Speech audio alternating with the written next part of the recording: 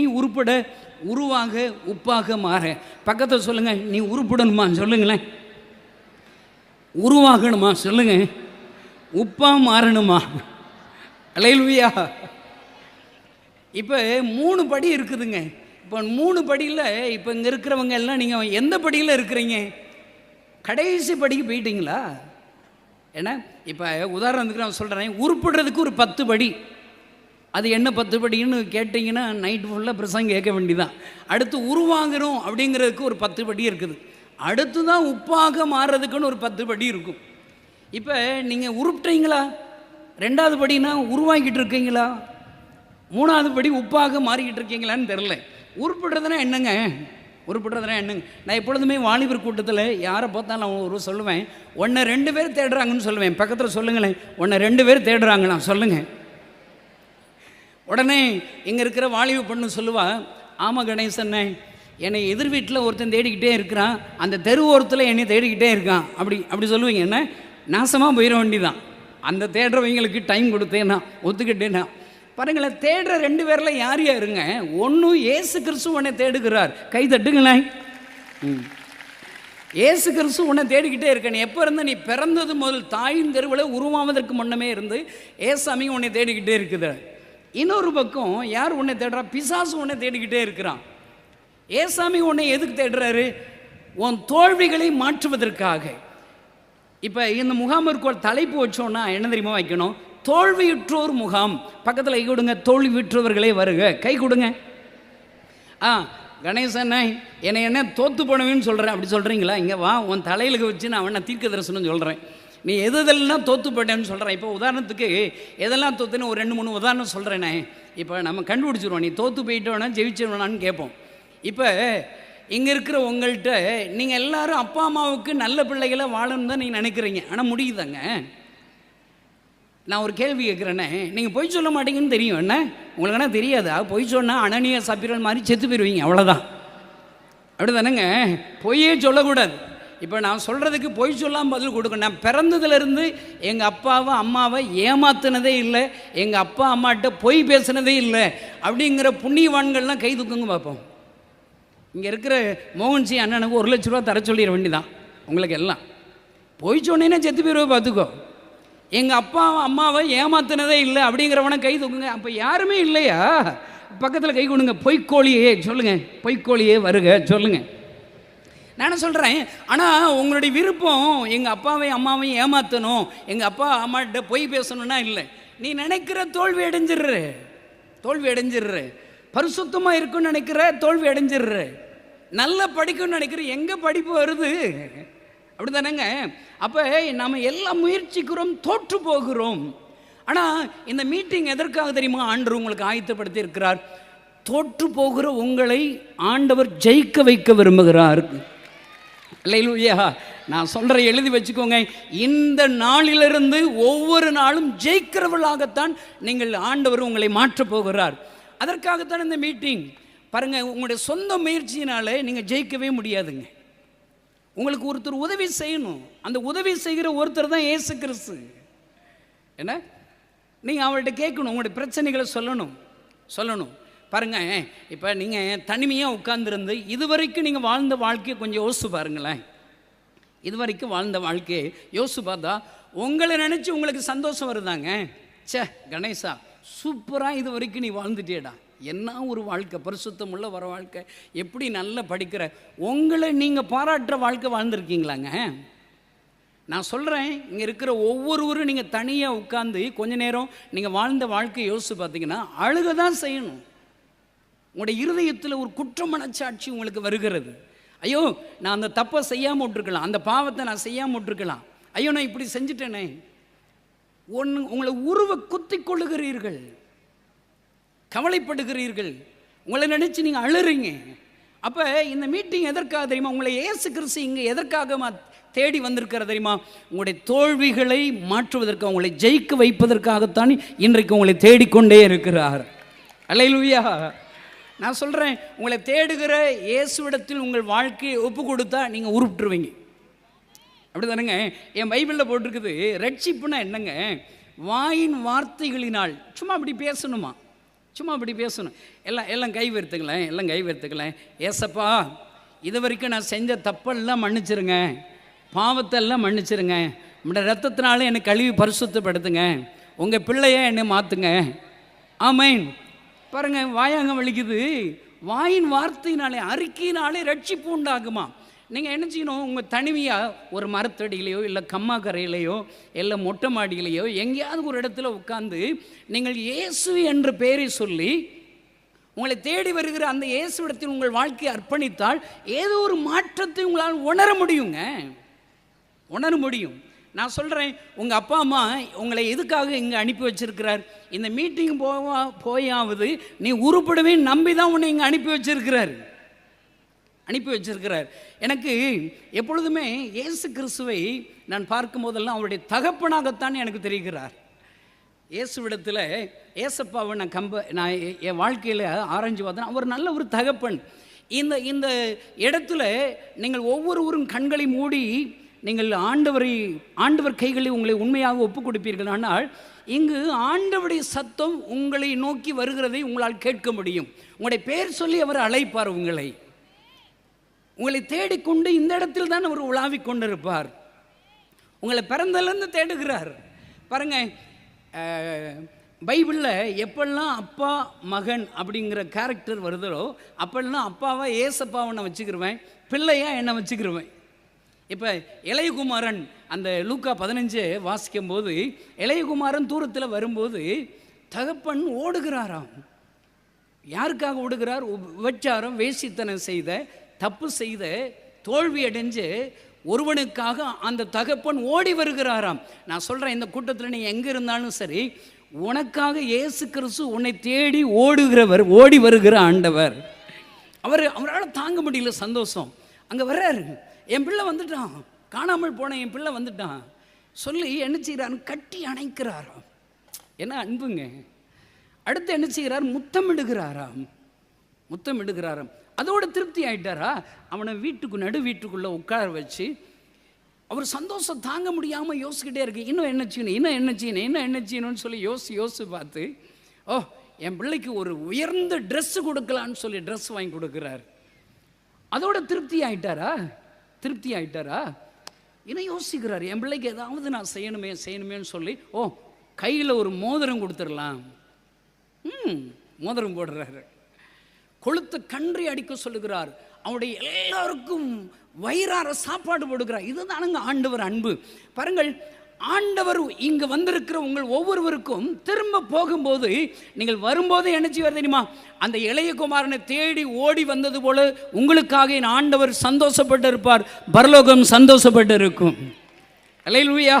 நீங்கள் இன்றைக்கு ஆண்டவரிடத்தில் உங்கள் பாவங்களை அறிக்கையிட்டு, இயேசுவே என் வாழ்க்கையை உம்முடைய கைகளை ஒப்புக் கொடுக்கிறேன் என்று நீங்கள் சொல்லுவீர்கள். ஆனால் அந்த தகப்பன் உங்களை கட்டி அணைக்கிறது போல அவர் உங்களை அன்போடு கூட ஏற்றுக்கொள்வார், உங்களுக்கு முத்தமிடுவார். உங்களுக்கு என்னென்ன தேவை?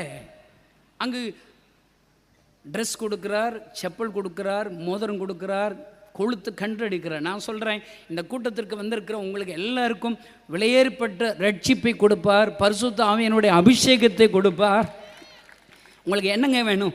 வேலை வேணுமா? வேலையை கொடுப்பார். உங்கள் எதிர்காலங்களை ஆண்டவர் ஆசீர்வதிப்பார். ஐயா, நான் சொல்கிறேன், 27 வருடங்களாக இந்த இயேசுவின் கைகளில் என்னை ஒப்பு கொடுத்து 27 வருஷமாக அவரை பின்பற்றுங்க. அவர் கைகளில் என் வாழ்க்கையை ஒப்பு கொடுத்தேன். 27 வருடங்களாக ஆண்டவர் என்னை ஆசீர்வதிக்கிறார். இன்னும் திருப்தி ஆகலைங்க. இன்னும் என்ன ஆசீர்வதிச்சிடல, இன்னும் திருப்தி ஆகலை. இன்னும் ஏதாவது செய்யணும், இந்த வருஷத்தில் ஏதாவது செய்யணும், நாளைக்கு ஏதாவது செய்யணும், அடுத்த மாதத்தில் என்ன செய்யணும். 27 வருடங்களாக அவர் என்னை ஆசீர்வதித்து கொண்டே இருக்கிறார். ஐயா, அதுதான் இயேசு கிறிஸ்து. பாருங்கள், அன்பு சகோதரனே, சகோதரி, இந்த கூட்டத்தில் நீங்கள் யாராக இருந்தாலும் சரி, இயேசு கிறிஸ்து உன்னை தேடி இந்த வளாகத்திற்கு வந்திருக்கிறார். நீ யாரோ நண்பர்கள் கூப்பிட்டு வந்திருக்கலாம், உங்கள் பாஸ்டர்ஸ் கூப்பிட்டு வந்திருக்கலாம். நான் சொல்கிறேன், உன்னை ஏசப்பா உன் தோல்விகளை மாற்றுவதற்காக தான் அவர்தான் உன்னை இங்கே அழைத்து வந்திருக்கிறார். நீங்கள் திரும்பி செல்லும் போது இயேசுவோடு கூட திரும்பி செல்வீர்கள், ஆசீர்வாதத்தோடு திரும்பி செல்வீர்கள். வெற்றியுள்ள ஒரு வாழ்க்கை வாழும்படி ஆண்டவர் உங்களை திருப்பி கொண்டு போவார் உங்கள் வீட்டிற்கு. அதனால தான் சொல்கிறேன், நீங்கள் உருப்படணும். ஒரு பக்கம் இயேசு உன்னை தேடுறார், இன்னொரு பக்கம் பிசாசு உன்னை தேடுறான். பிசாசுக்கு உன்னை எதுக்கு தேடுறான்? உனக்கு பொய்யே சொல்ல தெரியாது பாரு, என்ன ஏமாற்றவே தெரியாது போல் இருக்கு உனக்கு, என்ன பாவமே உனக்கு செய்ய தெரியாது போல் இருக்கு. நான் சொல்கிறேன், உனக்கு இன்னும் ஒன்று பாவம் செய்ய பழக்க வைப்பதற்காக, இன்னும் உன்னை இருதயத்தை உடைப்பதற்காக, இன்னும் உன்னை அள வைப்பதற்காக, தோல்வி மேல் தோல்வி கொடுப்பதற்காக உன்னை இன்னும் பிசாசு தேடிக்கிட்டே இருக்கிறான். நான் எப்பொழுதுமே பிசாசுனா எப்படி வருவாங்க, இங்கே ஸ்கிட்டில் நடித்த போது அந்த அந்த தலைமுடி விரிச்சு பல்லெல்லாம் நீண்டு அப்படி வருவான் அப்படின்னு நினச்சிங்களா பிசாசெல்லாம்? அப்படிலாம் பிசாசு வரமாட்டான். பிசாசு உன் கூட பக்கத்தில் உட்காந்துருக்கிற ஃப்ரெண்டு ரூபத்தில் தான் வருவான். இப்போ இங்கே இருக்கிற வாலிப தங்கச்சிமார்கள்லாம் பிசாசு எப்படி வருவான்? தம்பிமார் ரூபத்தில் வருவான், அப்படியே சிரிப்பான். நான் சொல்கிறேன், உங்கள் அப்பா அம்மா தவிர உங்கள்கிட்ட யார் சிரித்தாலும், எந்த பயபுள்ள சிரித்தாலும் நீ நம்பக்கூடாது. சித்தப்பா, பெரியப்பா, தாய் மாமே, நாய் மாமே, யார் சிரித்தாலும் என்னங்க நம்பக்கூடாதுங்க. உன் கூட பிறந்த அண்ணனே உன்னை பார்த்து சிரிக்கிறானா? அவன் என்ன சொல்கிறான்? இப்படி தான் சொல்கிறான். எல்லாம் அண்ணன் தங்கச்சி உறவுகளே இப்படி தான் இருக்குது. நான் சொல்கிறேன், பிசாசு உன்னுடைய நண்பர்கள் ரூபத்தில் உன்னை தேடுவான். எனக்குன்னா பிசாசு நாளா படிக்கல கற்பையான ஒரு ஃப்ரெண்டு மூலிமா எனக்கு வந்துட்டாங்க. அவன் தான் எனக்கு கட்டுப்பிடி சொல்லி கொடுத்தான். இந்த பீடி குடிச்சிட்டு கீழே போட்டிருப்பாங்களே, அதெல்லாம் பிறக்க சொன்னான். என்னை கணேசா பிறக்கடா, எல்லாம் எச்சிடா, போடா கணேசா, அதெல்லாம் வெயிலில் காஞ்சிருக்கும், பிறக்கடானா. என் ஃப்ரெண்டு சொல்கிறான்னு டவுசர் பைக்கெல்லாம் வச்சுட்டேன். முள்ளு காட்டுக்குள்ளே கூட்டு போனான். ஐயோ, தீப்பெட்டி ஆயத்தமாக வச்சுருக்கிறான், பீடியை வச்சான், கப்புன்னு இழுத்தான் பாருங்க. என்ன ஆச்சரியம் தெரியுமாங்க, வாய் வலி இழுத்து மூக்கு வலி விடுறாங்க. கருப்பையா, போடா கணேசா, உனக்கு ஒன்றுமே தெரிலண்டாங்கிறா. அதில் இன்னும் பாருங்க அப்படிங்கிறான், வட்ட வட்டமாக போகுதுங்க. அவன் பாருங்க, அவன் பீடி குடிச்சு விட்டானே என்னைய, என் வாயில் பீடியை வச்சு அவனா பொருத்தி விட்டு எப்படி ஹெல்ப்பு பாருங்க. எனக்கு ஃபீஸ் கேட்ட ரூபா வேணா எவனும் தரமாட்டான். உன் ஃப்ரெண்ட்ஸு சினிமா போக ரூபா இல்லைன்னா தருவான் பாருங்க. அதான் பிசாசு உன் ஃப்ரெண்ட்ஸு. இன்னைக்கு நல்லா ஞாபகிச்சுக்கோ, உடைய நண்பர்கள் கெட்ட பழக்கத்தில் உள்ள கற்றுக் கொடுக்குற நண்பர்களா, நல்ல பழக்கத்தை கற்றுக் கொடுக்குற நண்பர்களாம் யோசிச்சு பார்த்தாலே நீ உருப்பிட்டுருவ. அப்படி தானேங்க? பிசாசு உன் ஃப்ரெண்ட்ஸ் மூலியமாக அதுறான். கடைசியாக என்னை பீடி வச்சு அவன் தீயை பொருத்தி வச்சான் பாருங்க. ஒரு இழுத்தோடனே பயங்கரமாக வாமிட் எடுத்து கண்ணெல்லாம் தண்ணியாக வந்து விட்டா நினைக்கிறீங்களே கணேசா, முதல்ல அப்படி தாண்டா இருக்கும். வெயிட் பண்ணு. என்னை குடிக்க வச்சுட்டாங்க, காசே வாங்கலைங்க, ஃப்ரீங்க. லவ் பண்ணுவது எப்படி? ஃபுல் ஃப்ரீ கோர்ஸு தான், டிப்ளமோ கோர்ஸு தான். எப்படி அப்பா அம்மாவை ஏமாற்றுவது, எப்படி தவறு செய்வது, ஸ்கூலை கட்டடிப்பது எப்படி, காலேஜை கட்டடிப்பது எப்படி, இப்படியே இந்த கோர்ஸ் எல்லாம் பிசாசா நிறைய வச்சுருக்கான் பாருங்க. இதுக்கெல்லாம் ஃபீஸே கிடையாது. நீ ஒரு கம்ப்யூட்டர் படிக்கணும்னா ஃபீஸ் கட்டணும். என் பையனுக்கு எல்கேஜி சேர்த்து விட்டேன், 50,000 ரூபா கேட்குறாங்க. A for apple, B for, இதை நானே சொல்லிக் கொடுப்பேனே சேர்க்கப்படாதுங்கிறான். நாங்கள் தான் சொல்லிக் கொடுப்போம், பணத்தை என்கிட்ட கொடுக்கணுங்கிறான் ஸ்கூல்காரன் பூரா. நான் சொல்கிறேன், அன்பு சகோதரனே சகோதரி, உன்னை இயேசு ஒரு பக்கம் தேடுகிறார், பிசாசு உன்னை தேடிக்கொண்டே இருக்கிறார். நான் சொல்கிறேன், யார் கைகளில் உன் வாழ்க்கையை ஒப்பு கொடுக்க போகிறேன்னு நீ தான் முடிவு செய்யணும். பிசாசு கையில் ஒப்புடுற, நீ பிசாசில் பேசவே வேண்டியதில்லை. ஆல்ரெடி நீ பிசாசாக தான் இருக்கிற. உன் வாழ்க்கையை யோசிச்சு பாரு, பிசாசு உனக்கு நிறைய கெட்ட பழக்கம்னு சொல்லி கொடுத்துருக்குறான். ஏசப்பா கைகளில் உன் வாழ்க்கையை ஒப்பு கொடுக்கணும். சிம்பிள் கன்ஃபெஷன் தான். ஏசப்பா, என் வாழ்க்கையை உடைய கைகளில் ஒப்பு கொடுக்குறேன், என்ன உடைய பிள்ளையாக மாற்றி. இவ்வளோ தாங்க ரட்சிப்பு. எல்லாம் கை வருத்து சொல்லுங்களேன். ஏசப்பா, இந்த நாளிலிருந்து என்ன உடைய கைகளில் ஒப்பு கொடுக்குறேன், என்ன உங்களுடைய பிள்ளையாக மாற்றுங்க, என்னை ஆசீர்வதிங்க. ஆமாம், கை தட்டுங்க. நான் ஒரு 15 நிமிஷத்தில் முடிச்சிடுவேன். நல்ல கவனிங்க. முதல்ல நீ உருப்படணுங்கிற போட்டிருக்கேன். இங்கே இருக்கிற நீங்கள் எல்லாம் உருப்பிட்டுருவீங்களா? ஹலோ, நீ உருப்பிட்டுருவியா? பக்கத்தில் கேளு, நீ உருப்பிட்டுருவியாடான்னு கேளுங்க. உருப்பிட்டுருவீன்னா என்ன செய்யணும்? ஆண்டவர் உன்னுடைய வாழ்க்கையில் பரிசுத்தமாக ஏசப்பா கைகளில் ஒப்பு கொடுக்கணும். அப்போ தான் நீ உருப்பட முடியும். அடுத்த 2வது படி என்ன? உருவாகணும். உருவாகினா நீயே உருவாக முடியாது. ஏசப்பா சமூகத்துக்கு வரணும், ஜெபிக்கணும், பைபிள் வாசிக்கணும். பக்கத்தில் சொல்லுங்கள், ஜெபிக்கணும், பைபிள் வாசிக்கணும் சொல்லுங்கள். நான் சொல்கிறேங்க, ஜெபம் என்பது என்ன தெரியுமாங்க? ஏசப்பாவோடு கூட பேசுகிற ஒரு நேரங்க. நீங்கள் நினைக்கலாம், இங்கேருந்து நான் பேசினா ஆண்டவர் எப்படிங்க கேட்பார்? அதாங்க, நீ ஜெபிச்சு பாருங்கங்க, நீ ஜெபம் பண்ணி பாருங்கங்க. நான் எப்பொழுதுமே 27 வருடங்களாக எனக்கு ஒரு ஜெப நேரம் என்னென்னா, நைட்டு 12 மணிலேருந்து 3 மணி வரைக்கும் நான் ஜெபம் பண்ணுவேன். இப்போ கொஞ்சம் டைமிங்கில் மாறினாலும் அதான் என்னுடைய ஜெப நேரம். காலையிலேருந்து நிறைய காலையில் இன்ட்ரெஸ்ட்டாக அந்த நாளை தொடங்குவேன். நேரம் ஆக நிறைய கேள்விகள், மனசு உடைஞ்சிரும், வேதனைகள், அவமானங்கள், நிந்தைகள்லாம் வந்துடும்.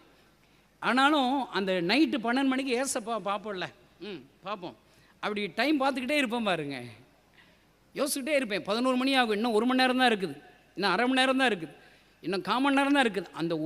அந்த 12 மணி ஆகும்போது இன்ட்ரெஸ்டாக ஆயிடுவேங்க. எனக்கு ஒரு நம்பிக்கை இருக்குதுங்க, இந்த உலகத்திலேயே ஒரே ஒருத்தரை தான் ஏசப்பாவுக்கு ரொம்ப பிடிக்கும். அது யார் தெரியுமாங்க? நான் மட்டும்தாங்க. கை தட்டுங்களா எனக்கு. நீ யாராவது சண்டைக்கு வர்றீங்கன்னா வாங்க, எங்கள் விட்ட வாங்க. இல்லை பிரதர், உங்களை விட என்ன தான் ஏசப்பா பிடிக்கும்னா வாங்க. நீங்கள் செஞ்ச ஊழியத்தெல்லாம் நீங்கள் சொல்லுங்கள். நான் செஞ்ச ஊழியத்தை செய்ய போகிற ஊழியத்தைன்னா நான் சொல்கிறேன். நீங்கள் என்ன ஊழியம் செஞ்சுருக்க போகிறீங்க?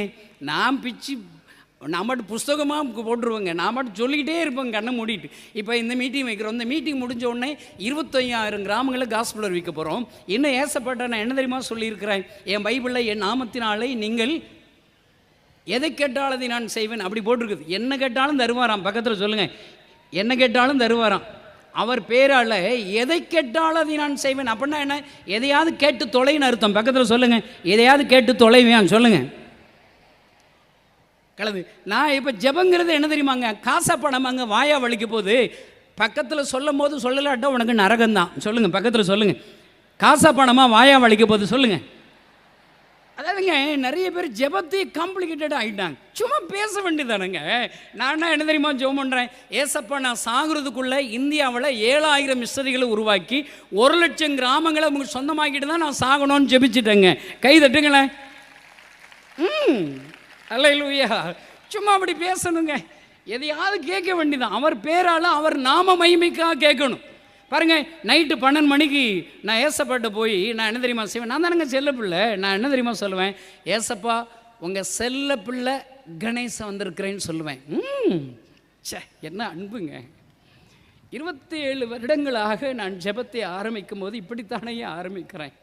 என் மனதெல்லாம் உடைஞ்சிரும். கேள்விகள், கஷ்டங்கள், ஐயோ என்ன நடக்க போகிறது அப்படி தான் தெரியும். ஆனால் என் ஆண்டவர் ஏசப்பா உங்கள் செல்லப்பிள்ளை நான் வந்திருக்கிறேன்னு சொன்ன உடனேங்க அவர் என்னை தேடி வருவார். என்னை கட்டி அணைக்கிறதை உணர்கிறேன், என்னை ஆறுதல் படுத்துகிறதை உணர்கிறேன். என்னை ஆண்டவர் என்னுடைய ஜெப முடிவில் என்னை சந்தோஷத்தினால் நிரப்புகிறதை ஒவ்வொரு நாளும் நான் உணர்கிறேன். ஐயா அன்பு சகோதரனை, இன்னைக்கு நீ ஏசப்பாட்ட போ. சும்மா சொல்லு, எல்லாம் கை வருத்துங்களேன். உங்கள் பேரை சொல்லுங்களேன். ஏசப்பா உங்கள் செல்ல பிள்ளை, உங்கள் பேரை சொல்லுங்கள். வந்திருக்கிறேன் சொல்லுங்கள். சூப்பர் இல்லைங்க. ஐயோ என்ன ஏசப்பான்னு சொன்னாலே போதுங்க.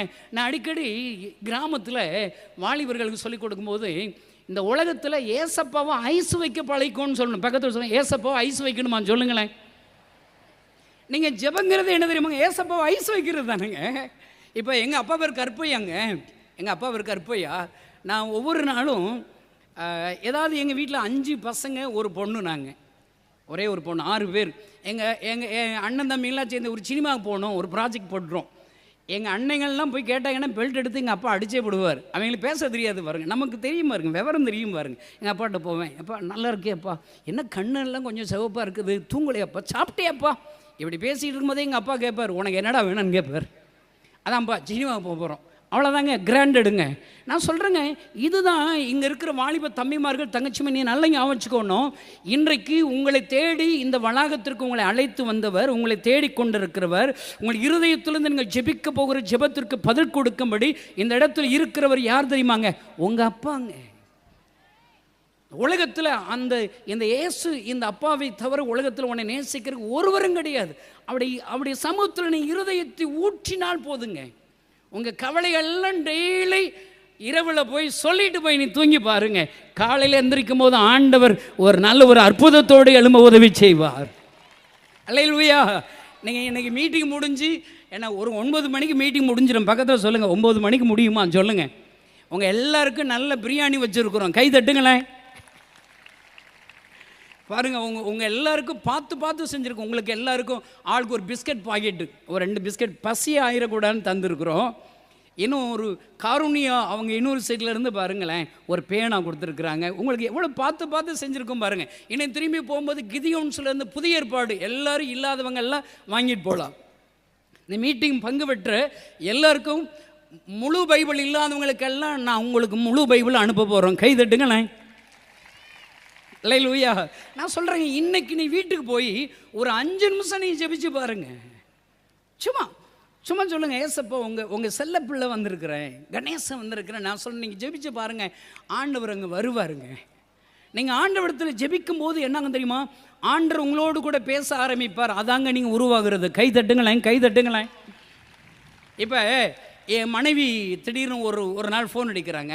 அவள் செல்ஃபோன்லேருந்து எனக்கு ஃபோன் அடித்தா என் மனைவி ஃபோட்டோ வச்சுருப்பேன், அழகாக இருப்பேன் என் ஒய்ஃபு. பார்த்தீங்களா, என்ன நான் அப்படி ஃபோன் எடுத்து பேசிடுவேன். அவள் ஃபோனு சுவிட்ச் ஆஃப் ஆயிடுச்சு. இன்னொரு ஃபோன்லேருந்து எனக்கு ஃபோன் பண்ணுறான்னு வச்சுக்கோங்களேன். நான் சொல்கிறேன், ஹலோ சிஸ்டர், நீங்கள் யாருன்னே தெரில, அம்மா நீங்கள் யார், உங்கள் குரலை எங்கேயோ கேட்டாப்புல இருக்குது அப்படி சொன்னால் என்ன ஆகுங்க, செருப்படி தான் உள்ளோம். என் ஒய்ஃப் குரல் எனக்கு தெரியணுங்க. எனக்கு 3 சக்களத்திச்சு, எனக்கு 3 பெண் பிள்ளைகள் இருக்காங்க, அவங்க குரல் எனக்கு தெரியுங்க. எனக்கு ஒரு பையன் இருக்கிறான், நான் வளர்க்குற பிள்ளைகள் இருக்கான், அவங்க பேரெல்லாம் எனக்கு மனனமாக தெரியும், அவங்க சத்தம் எனக்கு தெரியும். ஏன்னா அவங்களோட தான் குப்பை கொட்டுறேன் டெய்லி. அவங்ககிட்ட பேசி பேசி அவங்க குரல் தெரிஞ்சிருச்சு. இன்றைக்கி நான் உங்களுக்கு சொல்ல வர்ற 2வது பாயிண்ட் என்ன தெரியுமாங்க, ஏசப்பா சமூகத்தில் நீங்கள் ஜெபிக்க ஜெபிக்க ஏசப்பாவுடைய குரல் உங்களுக்கு கேட்க ஆரம்பிச்சிடும். கை தட்டுங்களேன். அவர் உங்கள்கிட்ட பேசுவாருங்க. சாமுவேலை பேச வருகிறார். உங்களை விட ஏசப்பா உங்கள் கூட பேசணும் அவருக்கு ரொம்ப ஆசைங்க. நீ மட்டும் உருப்பிட்டேன்னா ஆண்டவர் சமூகத்தில் கொஞ்சம் நேரம் ஒதுக்கணும். பக்கத்தில் சொல்லுங்கள், கொஞ்சம் நேரம் ஒதுக்கணும். நான் இங்கே இருக்கிற எல்லாருக்கும் நான் சொல்கிறேங்க, முதல்ல ஒரு 10 நிமிஷமாவது ஜெபம் பண்ணுங்க. பக்கத்தில் சொல்லுங்கள், ஒரு 10 நிமிஷம் ஜெபிக்க தொடங்க. நீங்கள் வாட்டுக்கு தொடங்கின உடனே 1 மணி நேரம் 2 மணி நேரம் ஜெபிச்சிடாதீங்க. நீங்கள் 10 நிமிஷம் ஜெபம் பண்ணுங்க. பிற 10 நிமிஷத்துக்கு மேலே ரொம்ப ஜெபம் பண்ணி பரலோகத்தில் ரொம்ப கூட்டம் வந்து எனக்கு இடம்லாம் போயிடாமல் மோகனனுக்கு இடம்லாம் போயிடாமல் நீங்கள் முதல்ல 10 நிமிஷம் ஜெபம் பண்ண தொடங்க. பக்கத்தில் சொல்லுங்கள், 10 நிமிஷம் ஜெபம் பண்ணுவேன். அடுத்து கொஞ்ச நேரம் 4 நாளுக்கு 1 நிமிஷம் அப்படியே கூட்டி பார்த்தீங்கன்னா ஒரு நல்ல ஒரு ஜெப வீரராக ஆண்டவர் உங்களை மாற்றி விடுவார். அடுத்து என்ன செய்யணும், பைபிள் வாசிக்கணுங்க, ஜெபிக்கணும். பைபிள் உருவாகிறதுக்கு வேறு வழியே கிடையாது. பைபிள் வாசிக்கும் போது அதில் எவ்வளோ அற்புதம் எழுதியிருக்குது பாருங்கள். எல்லாம் பைபிளை எடுத்து காமிங்களேன், எல்லாம் எடுத்து காமிங்க. என்ன ஒரு 5 நிமிஷம் தான் இருக்குது, 8 நிமிஷம் இருக்குது, 7 மணிக்கு நான் முடிக்க போகிறேன். இது யார் தெரியுமா, இது என்ன தெரியுமாங்க, ஏசப்பா எழுதுன லவ் லெட்டர். சொல்லுங்கள், ஒரு முத்தம் கொடுங்களேன். சே, இதில் எங்கே திறந்தாலும் எனக்கு தேவையான ஆலோசனைகள் அறிவுரைகள் இதில் நிரம்பி இருக்குதுங்க. கை தட்டுங்களேன்.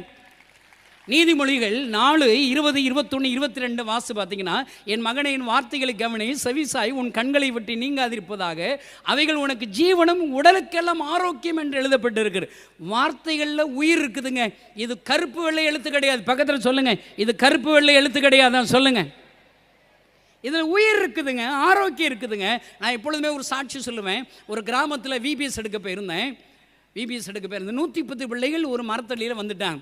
110 பிள்ளைகள் VBS எடுக்கணும்னா 5 டீச்சர் ஒரு டைரக்டர் வேணும். அங்கே நான் தான் டீச்சர், நான் தான் டைரக்டர். ஒரு பாட்டு சொல்லிக் கொடுத்தேன், ஒரு மனப்பாட வசனம் சொல்லிக் கொடுத்தேன், ஒரு கதை சொல்ல ஆரம்பித்தேன். இதுதானங்க VBS. ஸ்டார்ட் பண்ணால் ஒரு குட்டி போய் எந்திரிச்சு டான்ஸ் ஆடுறான், டண்டனக்கன்னு ஆடிக்கிட்டு இருக்கான் பாருங்க. இப்போ நான் அங்கே பிரசங்கம் பண்ணுறேன், எனக்குள்ளே ஒரு ஊழியக்காரர் டான்ஸ் ஆடிக்கிட்டு இருக்கான்னு வச்சுக்கோங்களேன். இப்போ என்ன கவனிப்பீங்களா, டான்ஸ் ஆடுற அவரை கவனிப்பீங்களா? உங்களுக்கு எல்லாத்துக்கும் நரகம்தான். என்னத்த சொல்ல பாருங்க, டான்ஸ் ஆடுறவங்க நம்ம தமிழ்நாட்டில் கூடிக்கிட்டாங்க பாருங்க. அவனு டான்ஸ் ஆடுற தப்பு கிடையாது. டான்ஸ் எங்கே ஆடணும்? தாவீது நடனம் ஆடினார். தாவீது எங்கே நடனம் தெரியுமா, தெருவில் ஆடுறார். கை தட்டுங்களேன். இல்லை சரி, எதுக்குங்க இப்போ பிரசங்கத்துக்கு வருவோம், டைம் ஆச்சு பாருங்க. என்ன பாருங்கள், எல்லா 110 பிள்ளைகளும் டான்ஸ் ஆடுற அவனை தான் கவனிக்கிறான். நான் நல்ல வசனத்தை பசியோடு பிரசங்கத்தை பண்ணிக்கிட்டு இருக்கிறேன், எல்லாரும் அவனை தான் கவனிக்கிறான். நான் ஒரு யோசனை பண்ணுங்க, நம்ம சொல்லிக் கொடுத்த மனப்பாட வசனத்தை சொல்லுவோம். சொல்ல தெரியலாட்டா இந்த டான்ஸ் ஆடுறவனை சொல்லுவோம். சொல்ல தெரியலாட்டா அவனை பக்கத்தில் பனிஷ்மெண்ட் கொடுத்து உட்கார வச்சிருவான்னு சொல்லிட்டு முதல்ல 4 பேருக்கு நான் சொல்லிக் கொடுத்த மனப்பாட வசனம் சொன்னேன். 4 பேரும் திக்கி சொல்லிட்டேன். 5ஆவதாக அந்த டான்ஸ் ஆடுற அவனை கூப்பிட்டு வசனம் சொல்கிறான்னா சொல்ல தெரிலங்க, பக்கத்தில் வாடான்னு கூப்பிட்டேன். சொல்கிற வசனத்தை நான் திக்குறான், அடிக்க கையை ஓங்கணுங்க, அடிக்க சொல்கிறியா இல்லையாடானா வசனத்தை சொல்லி முடிச்சுட்டாங்க. அவனை கும்பிடு போட்டேன், டேய் பசிக்குதுரா, ஆடாதுரா, எல்லோரும் உன்னை தானே கவனிக்கணும், பக்கத்தில் உட்கார வச்சுட்டேன். எல்லோரும் வீட்டுக்கு போயிட்டான், இவனும் வீட்டுக்கு போயிட்டான். மீட்டிங் முடியும். வீட்டுக்கு போன இந்த டான்ஸ் ஆடுறவன் அவன் அம்மா போய் கூப்பிட்டு வரான். அம்மா இவ்வளோ வண்டி இருக்காங்க பாருங்கள், யானை மாதிரி இருக்கிறாங்க, இப்படி வர்றாங்க. அங்கேருந்து பார்க்கையில் என் கண்ணத்தெல்லாம் தடைக்கிட்டேன். அவங்க வந்தாங்க, ஏதாமே என்ன சொன்னீங்க அப்படின்னு அரட்டுறாங்க. நான் கும்பிடு போட்டு, ஏமா இப்படி சண்டைக்கு வர்றீங்க, உங்கள் பிள்ளையை அடிக்கவே இல்லைம்மா, கையதாம்மா உன்னை ஊர்க்காரங்கிட்ட கேட்டு பாருங்கன்னா, அந்த அம்மா சொல்கிறாங்க, என் பையன் பிறந்ததுலேருந்து பேச மாட்டாத ஊமையினா இருந்தியா, நீ என்னமோ அந்த வசனத்தை சொல்ல சொன்னியா, ஊமையன் பேச ஆரம்பிச்சிடான்னு சொல்கிறான். நான் சொல்கிறேன், அருமையான தம்பி தங்கச்சி, இன்றைக்கு உங்கள் கைகளில் இருக்கிற வேத புஸ்தகத்தில் உயிர் இருக்கிறது. அந்த ஜீவனுள்ள வார்த்தை இருக்கிறது. அது ஒவ்வொரு நாளும் வாசித்தீங்கன்னா அந்த வார்த்தைகள் இருக்கிற வல்லமை உங்களை தொடும், உங்களை உருவாக்கும். நான் அடிக்கடி சொல்லுவேன், ஒரு நாளைக்கு ஒரு 10 அதிகாரம் வாசிக்கணும், 1 மணி நேரம் ஜெபிக்கணும். பக்கத்தில் சொல்லுங்கள், 10 அதிகாரம் வாசிக்கணும், 1 மணி நேரம் ஜெபிக்கணும். அப்படின்னா கலெக்டர் ஆயிடுவேன், கலெக்டர் போல் பெரிய ஆளாகிடுவேன், கலெக்டர் ஆயிடுவேன். இல்லை என்னால் வாசிக்க முடியாதுன்னா 5 அதிகாரம் வாசி, 1/2 மணி நேரம் ஜெபம் பண்ணு. இந்த கலெக்டர் பக்கத்தில் தொப்பி போட்டு ஒருத்தர் உட்காந்துருப்பார் பாருங்க, அந்த வேலை கிடச்சிரும் எனக்கு. இல்லை என்னால் முடியாது, எனக்கு 3 அதிகாரம் வாசிப்பேன், ஒரு 20 நிமிஷம் ஜெபம் பண்ணுவேன்னா கலெக்டர் ஆஃபீஸில் கெட்கலாருக்கு வேலை கிடைக்கும். கை தட்டுங்களேன். எல்லாம் முடியாது முடியாது அப்படிங்கிறீங்களா? சரி, ஒரு 2 அதிகாரம் வாசி, ஒரு 10 நிமிஷம் ஜெபம் பண்ணு, உனக்கு கிளர்க்கு வேலை கிடைக்கும். எல்லாம் முடியவே முடியாது, நான் 1 அதிகாரம் வாசிப்பேன், 2 நிமிஷம் ஜெபம் பண்ணுவேன் அப்படின்னா கலெக்டர் ஆஃபீஸில் அந்த பாத்ரூம் க்ளீன் பண்ணுற வேலை கிடைச்சிரும். பக்கத்தில் சொல்லுங்கள், உனக்கு பாத்ரூம் க்ளீன் பண்ணுற வேலை கிடைச்சிரும். நீங்கள் ஒன்றும் என்ன வேலை பார்க்கணும், பாத்ரூம் க்ளீன் பண்ணுற வேலை அப்படி சொல்ல வேண்டாம், கலெக்டர் ஆஃபீஸில் வேலை பார்க்கன்னு சொல்லிக்கிறலாம். என்ன என்னால் பைபிள் வாசிக்க முடியாது, ஜெபிக்கவும் முடியாதா, உனக்கு ஒரு வேலை கிடைக்கும், கலெக்டர் ஆஃபீஸ் பண்ணி பிச்சை எடுக்க வேண்டியதான். ஐயா எனக்கு உதவி செய்யுங்கன்னு சொல்லி நான் சொல்கிறேன். இந்த கூட்டத்தில் வந்திருக்கிற நீங்கள் உருவாகணுங்க. உருவாகணும்னா என்ன செய்யணும்? பைபிள் வாசிக்கணும், ஜெபிக்கணும். பக்கத்தில் சொல்லுங்கள். நீங்கள் ஜெபிக்கும் போது ஆண்டவருடைய குரல் கேட்கும். நான் ஏன் இவ்வளோ பெரிய ஊழியக்காரனாக இருக்கிறேன், எனக்கு ஏசப்பா குரல் கேட்குங்க, ஏசப்பா பேசுகிறது எனக்கு தெரியுங்க. அவர் எல்லாவற்றிலும் வலதுபுறமும் இடதுபுறமும் சாயும் போது வழி இதுவே என்று சொல்லுகிற சத்தத்தை என்னால் கேட்க முடிகிறது. ஐயா கைகளை தட்டி ஆண்டவரே ஸ்தோத்திரம் பண்ணுங்க. அல்லேலூயா. அடுத்து 3வது பாயிண்ட் என்ன தெரியுமா? நீ உப்பாக மாறணுமா. பக்கத்தில் சொல்லு, நீ உப்பாக மாறணுமா. முதல்ல சொல்லுங்க, நீ உருப்படணுமா, உருவாகணுமா. அடுத்து நீ உப்பாக மாறணும். உப்பாக மாறுறதுன்னா நீ ஜெபிச்சுட்டு, நீ பைபிள் வாசிச்சுட்டு, உன்னை உருப்பிட்டுட்ட, உருவாகிட்டேன்னா உப்பாக மாறணும், மற்ற ஜனங்களுக்காக மாறணும். இன்னைக்கு கிறிஸ்தவங்க இல்லைங்க, அறக்கிறிஸ்தவன் தான் நிறைய இருக்கான். இங்கே இருக்கிறவங்க நீங்கள் எல்லாம் அறக்கிறிஸ்தவங்களா முழு கிறிஸ்தவங்களா? முழு கிறிஸ்தவன் அப்படிங்கிறவன கை தூக்கி காமிங்க, நான் பார்க்குறேன். அறக்கிறிஸ்தவனா என்ன தெரியுமாங்க? அறக்கிறிஸ்தவனா பைபிளில் இப்போ 3 அப்போஸ்தலர் 2 அதிகாரம் இருக்குதுங்க. அதில் 120 பேர்கள் ஓரிடத்திலே ஒருமனப்பட்டு கூடி வந்தார்கள். அப்பொழுது பரிசுத்த ஆவியுடைய வல்லமையினால் நிரப்புகிறார், அந்நிய பாஷையினால் நிரப்புகிறார். அதோட முடிஞ்சிருச்சாங்க, அதோட முடிஞ்சிருச்சா? அடுத்த பாட்டு என்ன தெரியுமா? அப்போஸ்தலர் 2ல் பேதுரு எழும்பி பிரசங்கித்தார், ஏறக்குறைய 3000 பேர்கள் ரட்சிக்கப்பட்டார்கள். அல்லேலூயா. இப்போ ஆல்மோஸ்ட் நிறைய பெந்தகோஸ்தே சர்ச்சில் யாருனாலும் சரி, அப்போஸ்தலர் 2 ஃபர்ஸ்ட் பார்ட்டை பிரசங்கிக்கிறோம், அடுத்த பார்ட்டை பிரசங்கிக்க மாட்டோம் பாருங்க. அறக்கிறிஸ்தவனை மாறிட்டோம். அந்நிய பாஷை பேசுறீங்களா, அறக்கிறிஸ்தவனை மாறிட்டீங்க. அடுத்து என்ன செய்யணும்? இங்கே வாடா, பேதுரு போல அப்படி நில்றா, ஏசப்பா அவன் கூட இருப்பாரா, பேசுகிறா, உனக்கு தெரிஞ்சதெல்லாம் பேசுகிறா அப்படின்னு சும்மா பேசணுங்க. இப்போ இந்த மீட்டிங் முடிஞ்சு நாங்கள் 25,000 கிராமங்களில் காஸ்பல் அறிவிக்க போகிறோம். நீ வர்றியா? ஒன்றும் இல்லை, நான் சொல்லிக் கொடுக்குறேன், நான் ட்ரைனிங் கொடுக்குறேன். ஏசப்பா அவன் கூட இருப்பார். அவர் சொல்லியிருக்க, வானத்திலும் பூமியிலும் சகல அதிகாரம் எனக்கு கொடுக்கப்பட்டு இருக்கிறது, ஆகையால் நீங்கள் புறப்பட்டு போங்கள். சும்மா உனக்கு தெரிஞ்சதே தெரியாதவன்ட்டு சொல்கிறதாங்க ஊழியம். அதாங்க உப்பா மாறுறது. உப்பா மாறுறதுன்னா நீ பேச வேண்டிதான். நீ ஆண்டவருடைய வார்த்தையை பேசுனா ஏறக்குறைய 3000 பேர் ரட்சிக்கப்பட்டது போல உன் பிரசங்கத்தின் மூலியமாக 100கணக்கான பேர்கள் ரட்சிக்கப்படுவார்கள். ஐயா கைகளை தட்டி ஆண்டவரை ஸ்தோத்திரம் பண்ணுங்க. அல்லேலூயா. உப்பாக மாறுறதுன்னா என்ன தெரியுமாங்க? கடைசி கால எழுப்புதில் நீ ஆண்டவர்கிட்ட ஒப்பு கொடுத்து உருவாங்கிட்டேன்னா உன்னை பயன்படுத்துவார். ஊழியம் ஒன்றும் கஷ்டம் கிடையாதுங்க. இப்போ மோசஸ்ங்கிற ஒருத்தர் இருக்கிறாரு, முன்னாடி சிவந்த சமுத்திரம் வந்துடுது, அவர் போய் ஜெபிச்சுட்டு இருக்கிறார், ஐயோ அழுகிறாரு.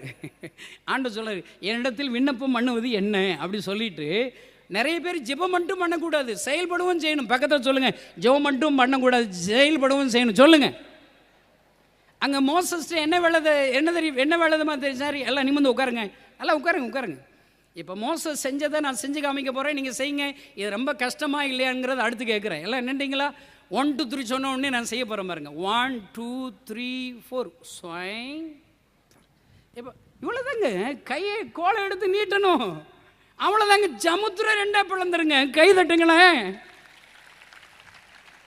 நீ உப்பா மாறுறதுன்னா என்ன நினைக்கிறீங்க? சும்மா ஆண்டோடைய ஊழியத்தை, நீ கற்றுக்கொண்ட ஜெபத்தை, நீ கற்றுக்கொண்ட அற்புதத்தை, மற்றவர்களுக்கு அற்புதத்தை பெறும்படி நீ செயல்படணுங்க, ஊழியம் செய்யணுங்க. அதான் முழு கிறிஸ்தவம். இப்போ எல்லாம் நான் 1 2 3 சொன்ன உடனே கை நீட்டுங்க. உங்களுக்கு கை வலிக்கு தான் பார்ப்போம் எல்லாம். 1 2 3 4. எனக்கு சத்தம் அறிவு கட்டா அப்படி சொல்ல போகணும்னு நினைக்கிறேன்னு சொல்ல முடியாது பாருங்க. அடுத்த முகாமுக்கு நீங்கள் வராமல் போயிடக்கூடாது. என்னென்ன எல்லாம் நான் இன்னொரு சொல்லுங்க, இங்கே பாருங்கள், என்ன கவனிங்கங்க, அவ்வளோதாங்க. இவ்வளோதான் ஊழியம், இவ்வளோதான். சமுத்திரம் ரெண்டாக பிளந்துரும். லட்சக்கணக்கான ஜனங்களும் என்ன செஞ்சிருவாங்க, சமுத்திரத்தை கடந்துருவாங்க. கை தட்டுங்களேன். எல்லாம் அவ்வளோதான், எல்லாம் முடிய போகுது. எல்லாம் சொல்கிறீங்களா? எல்லாம் நிமிர்ந்து உட்காருங்க, நிமிர்ந்து உட்காருங்க. 1 2 3 4. அப்பா, எம்பிட்டு பெரிய வேலை. இன்னும் பாருங்க, கடைசி காலம் எழுப்புதலுக்கு நீ உப்பா மாறணும்னா பைபிளில் மார்க்கு கடைசி அதிகாரத்தில் போய் விசுவாசிக்கிறவளா நடக்கும் அடையாளம். நீ விசுவாசியா நாத்தம் எடுத்துவேன் விசுவாசியா. அப்போ ஒரு வேலை ஈஸி தாங்க. என்ன, வியாதிசி மேல் கைகளை வைப்பார்கள். எல்லாம் கை வைங்க, பக்கத்து தலையில் கை வைங்க, கழுதை வைங்கங்க. எப்போ எடுத்துருங்க. எப்போ இம்புட்டு பெரிய வேலைங்க. அவ்வளோதாங்க, வியாதி சுகமாயிருமா. கை தட்டுங்களேன். நான் ஒரு கிராமத்தில் இந்த சண்டே கிளாஸில் சொல்லி கொடுத்துட்டேன். ஒரு 7 சின்ன பிள்ளைங்களுக்கு சொல்லி கொடுத்துட்டேன். சொல்லிட்டு வந்த உடனே ஒரு ஆம்புலன்ஸில் ஒரு அம்மாவை கேன்சர் வியாதி உள்ள அம்மாவை கொண்டு வந்துட்டாங்க. இந்த அம்மா 3 நாளில் செத்து போயிடும், நீ பிழைக்க மாட்டாங்கன்னு கொண்டு வந்துட்டாங்க. இந்த 7 பேர் சேர்ந்து பார்த்துருக்காங்க, கூட்டியிருக்கேன். அது கணேசன்னா என்ன வேறு மாதிரி சொல்லி கொடுத்தாங்க. இதெல்லாம் செத்து போயிடும், உயிரோடு இருக்காங்க, சாகலாம், ஆனால் செத்து போயிடும்னு சொல்கிறாங்க.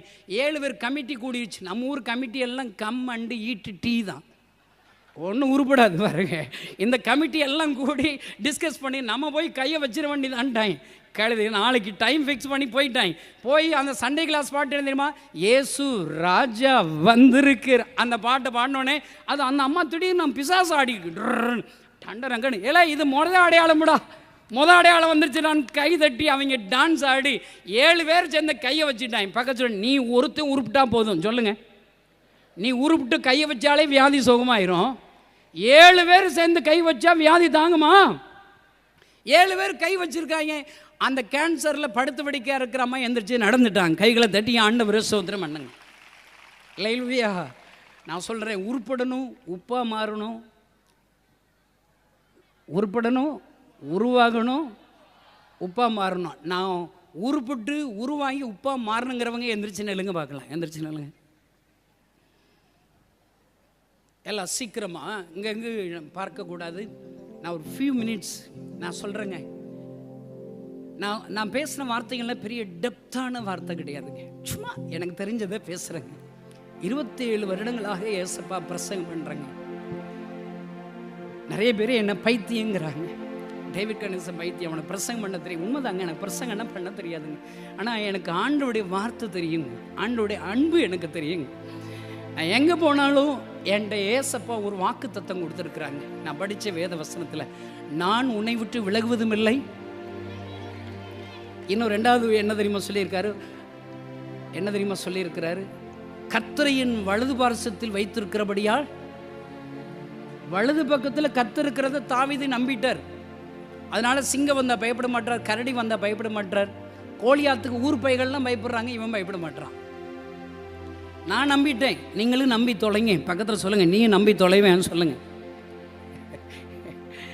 நான் சொல்கிறேன், வலது பக்கத்தில் ஏசப்பாருங்க நம்பிட்ட. ஒரு கிராமத்தில் கமதி பக்கத்தில் பிரசங்கம் பண்ணேன், தெரு பிரசங்கம். ஒருத்தன் அறுவாளத்துக்கு வெட்ட வந்துட்டான். உங்களை யாராவது வெட்ட வந்திருக்காங்களா? நீங்கள் தான் ரகசிய கிறிஸ்தவங்களாச்சு, யார் வெட்ட போகிறா? நம்ம பயப்பட மாட்டோம் பாருங்க. ஏன்னா அவன் அறுவாளத்துக்கு வெட்ட வந்திருக்கிறான். நான் என்ன தெரியுமா செஞ்சேன், கிறிஸ்தவங்களுக்கு அறிவு ஜாஸ்திங்க, புத்தி கம்மிங்க. பக்கத்தை சொல்லுங்கள், உனக்கு அறிவு ஜாஸ்தியாம் புத்தி கம்மியான்னு சொல்லுங்கள். வசனம் தெரியும், ஆனால் செயல்பாடு இருக்காது. டாக்டருக்கு படிச்சுட்டு ஊசி குத்த தெரியாதவனா டாக்டராங்க. இன்னைக்கு இருக்கிற கிறிஸ்தவங்க பூரா அப்படி தான் இருக்கிறாங்க, நம்மளை தவிர. கை தட்டுங்களேன். எனக்கு வசனமும் தெரியுங்க, செயல்பாடும் தெரியுங்க, அறிவு இருக்குதுங்க, புத்தி இருக்குதுங்க. அவன் அறுவாளத்துக்கு வெட்ட வந்தால் நான் பயந்துருவேனா? தலைமுடியெல்லாம் எண்ணப்பட்டிருக்கான். அவர் சித்தெல்லாம் தலைமுடியே விழாது, தலை விழுந்துருமா? பக்கத்தில் சொல்லுங்கள், உன் தலைமுடியே விழாது. உனக்கு என்ன அறிவு இருக்கா? கேளுங்க. அல்லேலூயா.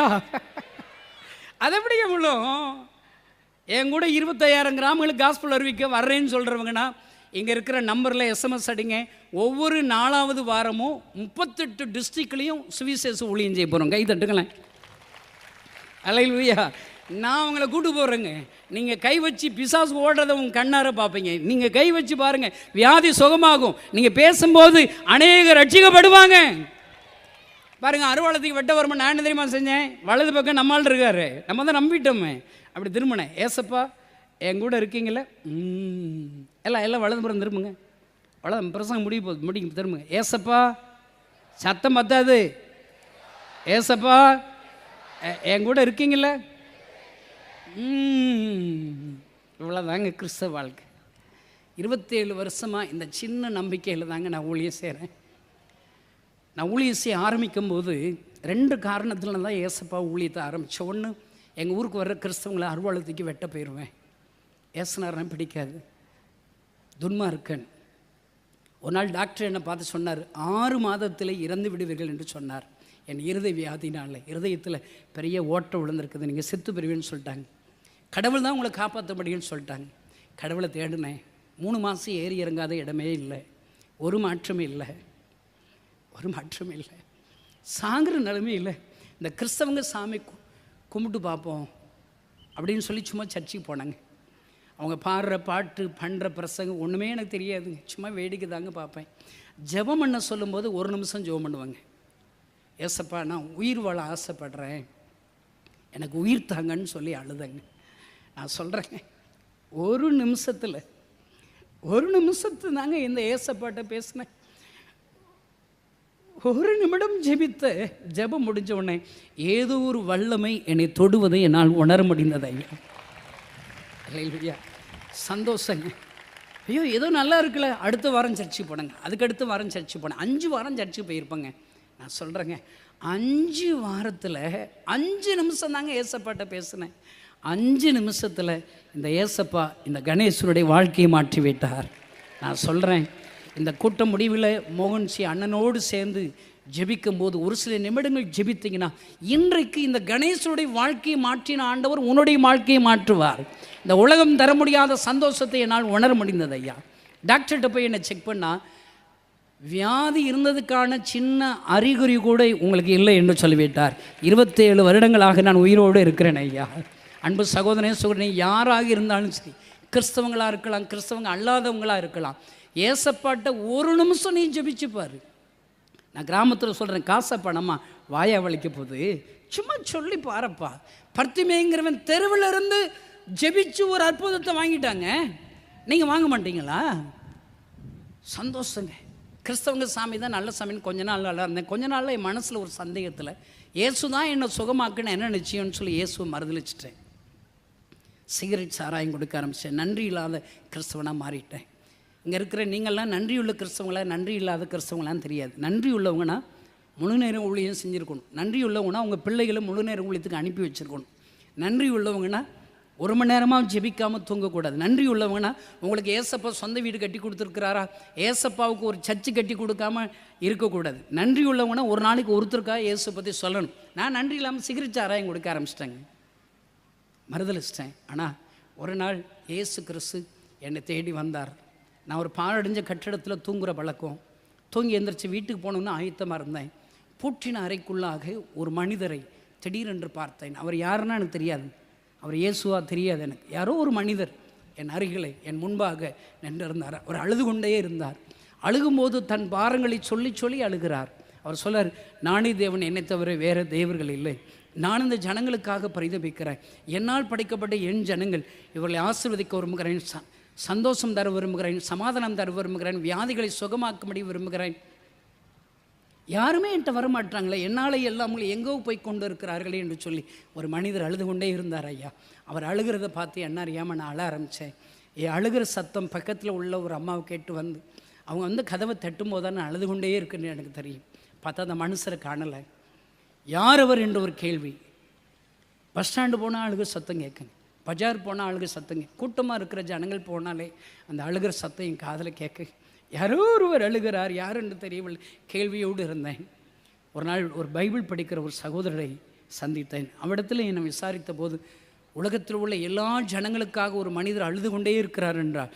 அவர் ஒரு மனிதர் இல்லை, அவர்தான் இயேசு கிறிஸ்து என்று எனக்கு சொல்லிக் கொடுத்தார். நான் சொல்கிறேங்க, இந்த கூட்டத்தில் வந்திருக்கிற தம்பிமார்கள், தங்கச்சி மண்ணி யாராக இருந்தாலும் சரிங்க, இந்த கணேசன் ருசி வார்த்தை இயேசு யார் தெரியுமாங்க? உனக்காக அவர் அழுகிறவருங்க, உன்னை தேடிக்கிட்டே இருக்கிறாருங்க. நீ உருப்படணும், நீ உருவாகணும். நீ உனக்கு உன் குடும்பத்திற்கு மாத்திரமல்ல, இந்த தேசத்திற்கே இந்த உலகத்திற்கே உப்பாக மாற வேண்டும் என்று சொல்லி உன்னை தேடுகிற ஆண்டவர் ஐயா. உனக்காக பரிதபிக்கிற ஆண்டவர், உனக்காக அழுது கொண்டிருக்கிற ஆண்டவர் ஐயா. இயேசுதான் அழுகிறாரா? நான் அடிக்கடி அந்த கிறிஸ்தவ கூட்டத்திலையும் சரி, அந்த கிறிஸ்தவ நண்பர்கிட்டையும் ஒரு கேள்வி கேட்பேன். உங்கள் சாமி எதுக்குங்க என்கிட்ட வந்து அழுறாரு? உங்களுக்கு புரியுதாங்க நான் சொல்கிறது? கிறிஸ்தவங்க சாமி கிறிஸ்தவங்கிட்ட தாங்க அழணும். உங்கள் சாமி எதுக்குங்க என்கிட்ட அழுறாரு? 27 வருஷமாக அழுறத நான் கேட்குறேங்க. நானும் சும்மா இருந்துடலாங்க. இந்த கேம்ப்பு ஆர்கனைஸ் பண்ணும்போது என் ஊழியக்காரர்கள் சொன்னாங்க, எல்லோரும் எங்களை திட்டுறாங்கன்னு. பணம் சம்பாதிக்க போகிறீங்களா? பணம் சம்பாதிக்கிற எதுக்குங்க இவ்வளோ ஒரு முகாம் நடத்துகிறோம்? நாங்கள் செலவழிக்கிறது தாங்க இது.